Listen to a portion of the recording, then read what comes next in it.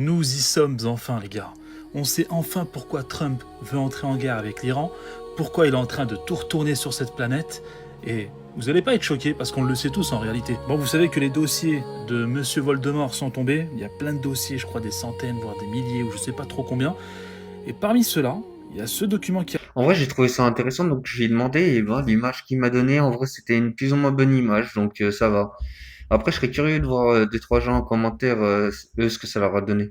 Amis, et si je vous disais que toute cette histoire de dermatose, de vaccination, n'était peut-être pas un pur hasard? Prépare-toi à ce que je vais te montrer, car je vais tout simplement te montrer du concret et d'autres réalités. Car l'histoire nous a déjà prouvé qu'elle nous cachait des choses beaucoup plus sombres. Rappelez-vous les dernières déclarations de notre cher Bill Gates en février 2021. Ce 16 février 2021, Bill Gates déclarait que le pays riche ne devrait manger que de la viande de synthèse. Il déclarait aussi que pour lutter contre le changement climatique, les pays riches ne devraient consommer que de la viande de synthèse et abandonner la protéine animale naturelle. Ce 29 août 2017, Bill Gates et Richard Branson misent sur la viande artificielle. Et tout cela se passe en pleine crise du Mercosur. Et là, tout s'enchaîne. Le 6 décembre 2025, la peste porcine africaine aux portes de la France. L'Espagne n'exclut pas une fuite de laboratoire. Comme chaque année, ce 12 décembre 2025, la grippe aviaire détectée dans un élevage de dinde dans le nord du Finistère. Et ce 14 décembre 2025, la dermatose touche les élevages bovins. Mais savez-vous que derrière toute cette histoire de Mercosur, il y avait de grands investisseurs comme BlackRock? Car BlackRock est le plus gros investisseur omniprésent, le plus grand gestionnaire d'actifs au monde et a des intérêts massifs dans les pays du Mercosur, comme le Brésil, l'Argentine, l'Uruguay et le Paraguay. Donc dites-moi les amis, êtes-vous prêts à sacrifier l'agriculture paysanne alors que certains politiques voudraient tout simplement créer une agriculture industrielle, ce qui provoquerait tout simplement la mort de l'agriculture paysanne? Demandez aux autres ce qu'ils vont en penser. Vous allez voir comment la colère elle y est. On va continuer à buter les vaches pour rien dans ce pays, des vaches saines. Ils nous font chier. N'écoutez rien de ce pays de merde. Les éleveurs, ça va finir au bout des cordes, tout ça. Vous me parlez à un mur de Madame la Ministre. Moi, j'appelle l'opinion publique à nous suivre. Il y en a marre. On veut rien que manifester pour travailler. C'est fou dans ce pays. Alors, j'appelle tout le monde à nous rejoindre. La population, les jeunes dans les lycées, s'il vous plaît, venez nous aider les agriculteurs. On va tous crever. Car aujourd'hui, si nous continuons à accepter l'inacceptable, demain, ça sera tout simplement notre liberté. Et je sais que il a acheté pas mal de terres en Amérique en vrai, et c'est pas mal de terres agricoles et qu'il a envie de gérer ça aussi. Mais donc là, c'est en train de prouver ce que j'avais déjà mis dans une autre vidéo, comme quoi ils veulent nous faire bouffer de la bouffe synthétique, tout ça. Et BlackRock, c'est ceux qui veulent acheter en France. Donc là, ça fait que confirmer qu'ils nous feraient bouffer de la merde. Après, j'avais vu que c'était qu'il y avait une redécision à faire il y a un petit temps en arrière, mais je sais pas où ça en a fini, donc je sais pas si c'est toujours refusé ou pas. Je sais pas. La réaction des Américains depuis que Speed fait son tour en Afrique est juste choquant. Pour ceux qui ne savent pas, actuellement Speed il est en Afrique et va faire le tour de tous les pays. Il est en train de visiter, il est en train de faire découvrir un peu l'Afrique, le continent africain et les gens qui y habitent à ses viewers. Il y a des gens qui se filment concrètement en train de pleurer en disant waouh, moi je pensais qu'ils avaient même pas internet, qu'ils avaient pas de voiture. Je pensais qu'ils n'avaient rien là-bas, qu'ils vivaient dans des tentes comme dans des tribus. Il y en a d'autres qui ont fait des vidéos en mode les Afro-Américains sont acceptés au continent africain. Ça, j'ai trouvé ça un peu plus touchant parce qu'effectivement les Afro-Américains ne savent pas vraiment d'où ils viennent. Du coup ils avaient un peu cette peur de partir en Afrique et de se faire rejeter. Par contre s'il vous plaît, la tonne de personnes qui pensaient qu'il n'y avait rien en Afrique, et excusez-moi j'ai hâte qu'il arrive au Maroc, en Tunisie, en Algérie, parce qu'il faut savoir que les Américains ne connaissent pas ces pays. Pour eux le continent africain égale noir. Quand j'étais aux États-Unis et que je leur disais que j'étais africaine, ils ne comprenaient pas pourquoi je n'étais pas noire. Et surtout ils me disaient ouais ça veut dire que tu peux dire le N-word. Comment dire, en Big 2026 les Américains ne savent toujours pas que oui, en Afrique, il y a l'internet, oui, en Afrique, il y a des voitures, oui, en Afrique, il y a des hôpitaux, enfin, Après, l'Afrique, c'est un grand continent quand même quand on regarde. Donc, je pense qu'il y a des endroits qui ont été plus développés que d'autres, un peu comme partout, et des endroits où c'était moins développé. Donc, je pense qu'il y a des endroits où il y a peut-être encore des formes de petits villages très campagne, et des endroits où c'est plus la ville où ça a été plus développé. Donc, je pense que ça dépend juste des endroits. Ta liberté, c'est terminé. Je vais te passer un extrait vidéo extrêmement grave. Il faut savoir que la France est en train de rentrer dans un régime autoritaire. Il faut que tu le comprennes. Écoute bien. Alors, dernière question sur ce sujet-là. Tout le monde dit que c'est très simple de contourner les interdictions par un système de réseau privé virtuel qu'on appelle VPN. Est-ce que vous arrivez à vous prémunir de ça dans ce texte de loi, ou est-ce qu'on verra bien à l'usage, si j'ose dire? Alors, je pense que nous avons franchi une étape vraiment très très importante lundi. Nous sommes le premier pays européen, grâce à la volonté du président de la République, à avoir mis cet âge, 15 ans. Ce n'est qu'un début, monsieur. Ce n'est qu'un début. Et donc, il y aura d'autres mesures beaucoup plus interministérielles qui concernent la santé, qui concernent l'éducation, l'égalité femmes-hommes. Bref, c'est une première étape. Des parlementaires ont fait des rapports. Le président a mandaté des scientifiques pour également évaluer la dépendance aux écrans. Donc tout ça, ça va aboutir sur du court terme, du moyen terme et du long terme, qui est l'Europe, à des nouvelles réglementations. Les VPN dont vous parlez, alors je ne suis pas naïve, je connais l'environnement numérique dans lequel nous évoluons tous.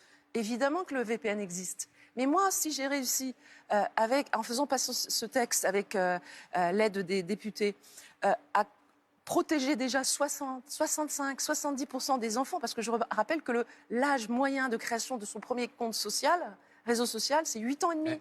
8 ans et demi, c'est incroyable. À 8 ans et demi, je ne pense pas qu'on sache qu'existe un VPN, à moins d'avoir la complicité d'un adulte. Donc, si on peut déjà avoir protégé une très large majorité, eh bien, on continuera. Et les VPN, c'est le prochain sujet sur ma liste. Le VPN est le prochain sujet sur ma liste. Donc, en gros, ils vont te demander ta carte d'identité et ta reconnaissance faciale pour accéder aux réseaux sociaux. Que tu sois adulte ou enfant, parce que comme il va falloir faire une vérification d'âge, ils vont faire la vérif pour tout le monde avec des systèmes lié à l'Union européenne, pas à la France. Et si tu crois, ma dindasse, qu'on va te laisser faire, tu rêves. On va tout contourner. Si tu crois qu'on va vous laisser nous piquer toute la liberté qu'on a et que nos ancêtres ont été cherchés, tu rêves, ma chérie. Moi, je te le dis direct, tu rêves. Le truc, c'est que vous, les politiques, vous vous croyez plus intelligents que le peuple. Vous êtes juste des dindons qui prenaient des décisions.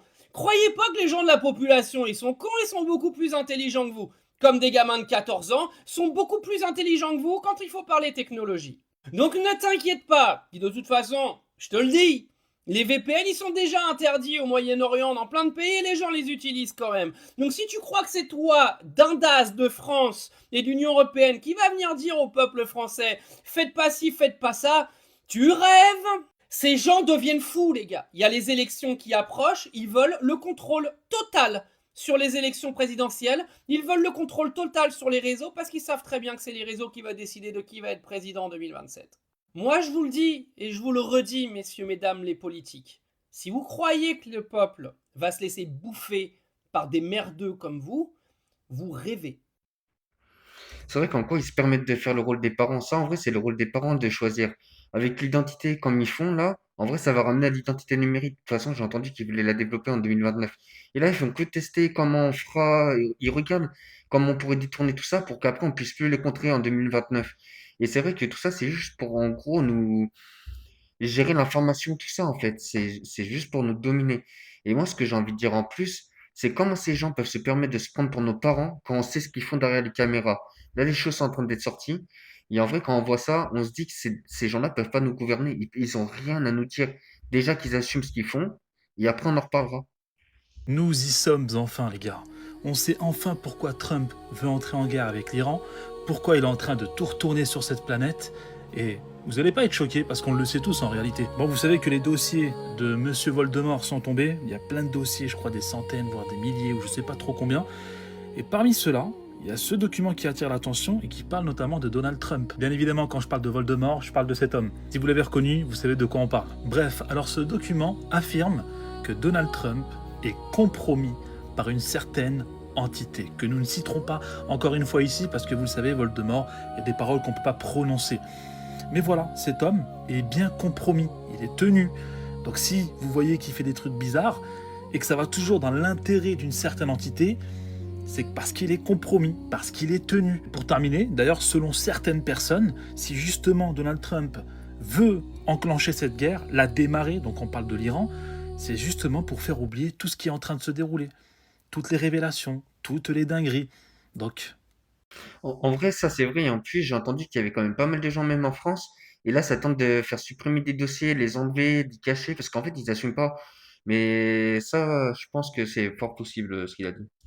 Attendez, si ça c'est une photo de tous les satellites qui sont présents dans l'espace, et que ça c'est une photo de la Terre, où sont passés tous les satellites? Plus de 8000 satellites qui sont présents dans le ciel, mais seulement la moitié sont actifs. Alors pourquoi aucun d'entre eux n'apparaît sur cette photo?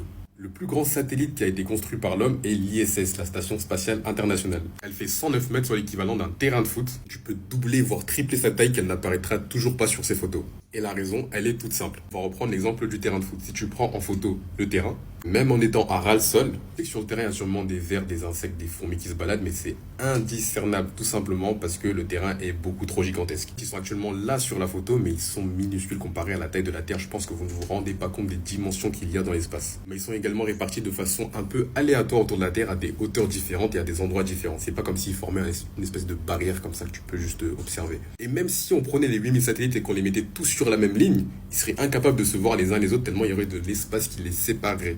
La Terre fait 500 millions de kilomètres carrés et ça reste un des objets les plus petits dans notre système solaire seul. Après, c'est vrai que ça pourrait expliquer un petit peu, mais je suis pas sûr que ça soit vrai. Mais c'est un peu, c'est un peu à avoir une réflexion dessus. Il y a des Français qui ont mis Macron en procès. Partage cette dinguerie. C'est inédit. Donc, t'as l'association Réaction 19 plus de 500 citoyens français qui ont traîné Macron devant le tribunal. Mais c'est incroyable, non? Devine pourquoi. Il y a tellement de raisons pour lesquelles on pourrait foutre Macron au tribunal. Mais c'est concernant ses propos de 2022, ceux-là. Emmerder les non-vaccinés, ça vous l'avez dit. Oui, mais je l'ai dit de manière entre guillemets affectueuse parce qu'on m'a dit. D'accord. Non, ça fait beaucoup mieux d'emmerder les gens, d'accord. Non, tellement pire. Il a fait tellement de hautes trahisons. Donc le fait de dire je vais emmerder les non-vaccinés, c'est clairement de l'incitation à la discrimination, de l'abus de pouvoir et de l'atteinte à la dignité et à une violation de l'égalité devant la loi. Faut vraiment que je te dise le résultat? Je suis sûre que tu le sais déjà. Macron, il a invoqué l'article 67. L'immunité présidentielle. En gros, on peut pas porter plainte contre un président dans l'exercice de ses fonctions. Voilà, fin du débat. N'empêche. Bien tenté. Après, je me dis, il faut pas lâcher parce que du coup, là, il est président, mais quand il ne le sera plus, on a vu avec Sarko qu'ils peuvent aller en prison. Après, le truc, c'est qu'ils vont peut-être pas y aller très longtemps. Mais si on commence à faire petit à petit, qu'on continue à gratter, au bout d'un moment, la justice finira sûrement pas payée. Tiens, regarde, on va voir là différents robots que la Chine est en train de faire en ce moment. C'est juste une folie. Regarde la façon qu'ils ont de courir, de se déplacer. Ils peuvent même faire des roulades, se battre. Ils sont carrément en train de faire des armées de robots. Il y a des milliers de robots dans des hangars. Alors imagine, tu te retrouves face à un robot, je sais pas moi, qui a un lance-flamme ou alors une arme lourde. Qu'est-ce que tu peux faire face à une machine? Tu ne peux rien faire. Mais strictement rien. Donc, où est-ce que ça va nous mener? Est-ce que c'est une bonne chose? Est-ce que c'est une mauvaise chose? Dis-moi ce que t'en penses. Pour toi, est-ce que c'est bon que les robots se développent à cette vitesse? Regarde la façon qu'il a à mettre des coups de pied. L'équilibre qu'il a, c'est juste dingue. La machine surpasse l'être humain. Franchement, où est-ce qu'on va avec ça? Pour toi, est-ce que c'est sain ou alors est-ce que ça te fait peur? Est-ce qu'il nous faut un remake de Terminator? Dis-moi ce que t'en penses en commentaire. Flippant, non? Allez, ciao. Bah après, même sans Terminator, ça pourrait être problématique parce qu'en fait, le truc, c'est que si, par exemple, la police ou l'armée commence à les utiliser pour se mettre contre nous et que nous, on doit se battre contre ça, ça va commencer à devenir problématique parce que je veux bien reconnaître qu'on peut se défendre, mais là, ça devient problématique. Les gueux n'ont pas le droit au plaisir de la vie. Ce que j'ai du mal avec votre concept, c'est ce qu'on met dans les dépenses contraintes.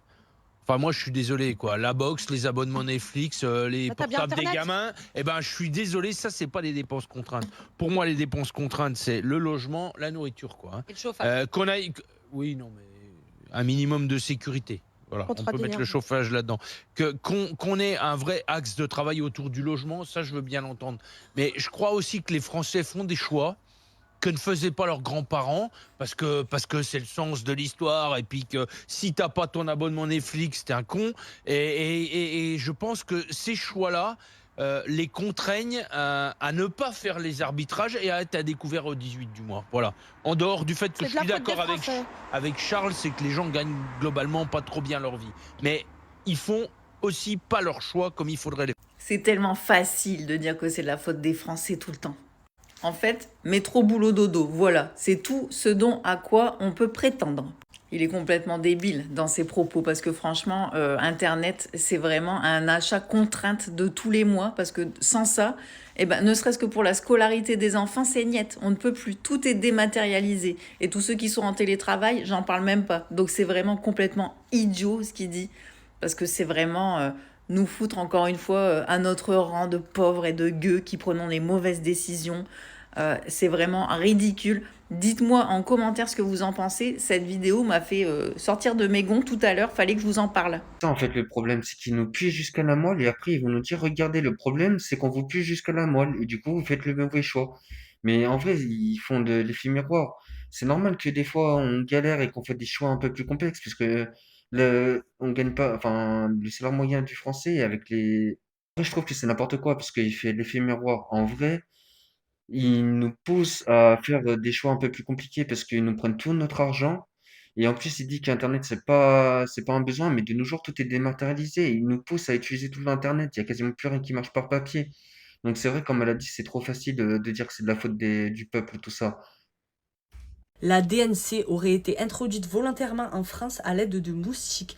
Partage cette révélation, vous allez tous halluciner. C'est pas n'importe qui le dit, c'est Jean-Marc Sabatier, un chercheur docteur en biochimie qui a bac+13. Donc le mec, il connaît. Donc il nous dit que l'entreprise Terratis à Montpellier, la directrice de cette entreprise de lâcher de moustiques OGM, tu sais, c'est la technique de Bill et Melinda Gates là. Et lâcher de moustiques transgéniques, soi-disant, ça enlève les maladies, mais il y en a toujours plus. Et bien là, la meuf, la directrice de Montpellier, elle aurait travaillé pour une entreprise américaine financée par Bill et Melinda Gates avant d'ouvrir la sienne. Et la sienne, la Terratis en ce moment à Montpellier, il serait en partenariat avec la CIRAD. Et la CIRAD, c'est un labo. Et ça serait le seul labo en France à détenir le virus de la DNC vivant. Le virus vivant. Je sais pas si vous avez remarqué, mais moi je suis dans le sud. Je vous dis que cette année et l'année d'avant, les moustiques, il y en a partout. C'est de plus en plus et c'est de pire en pire. Alors qu'on n'a pas de point d'eau. Donc, moi je pense que je le crois. En tout cas, moi je crois Jean-Marc. Dis-moi ce que t'en penses en commentaire. Mais partage, c'est dinguerie. Comme par hasard, la DNC, ça a commencé dans le sud. Après, je dis ça, je dis rien. En vrai, c'est vraiment pas impossible quand même quand on regarde parce que ils ont fait pareil avec le Covid, c'est venu d'un labo, ils ont pas trop voulu le dire. Et enfin, après, s'ils avaient envie d'instaurer le fait de manger du steak synthétique, Black Rock Rachel, tout ça, mais qu'en gros, il n'y avait pas de problème, ils n'auront pas pu le faire. Donc, c'est possible qu'ils provoquent le problème pour pouvoir atteindre leur objectif. Franchement, ce genre de gens, c'est totalement possible.